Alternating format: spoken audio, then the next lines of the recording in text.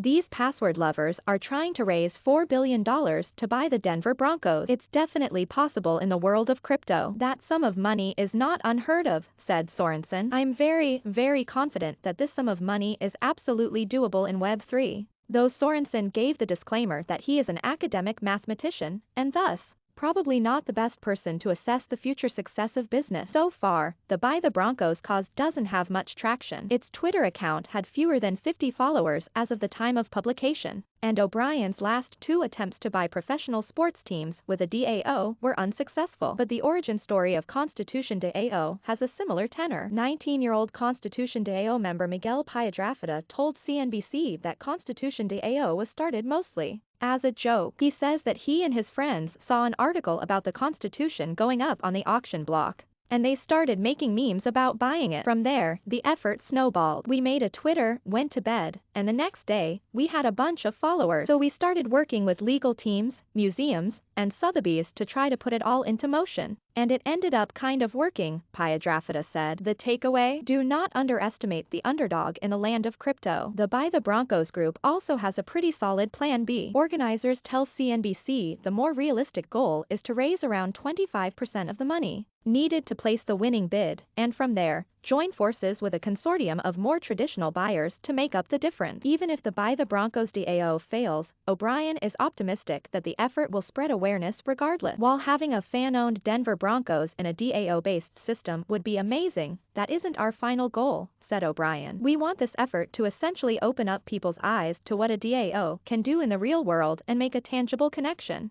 between this Web3 life and the real world. Our thought is that it accelerates DAO adoption for solving real-world problems such as food scarcity or unhoused people. But as Governor Polis points out, it sure would be good if these crypto enthusiasts could seal the deal. I can't play favorite. Obviously, whoever buys the team, we're totally, as a state, we want to have a good owner. But this would be really noteworthy for Colorado if they could pull this off, said Polis.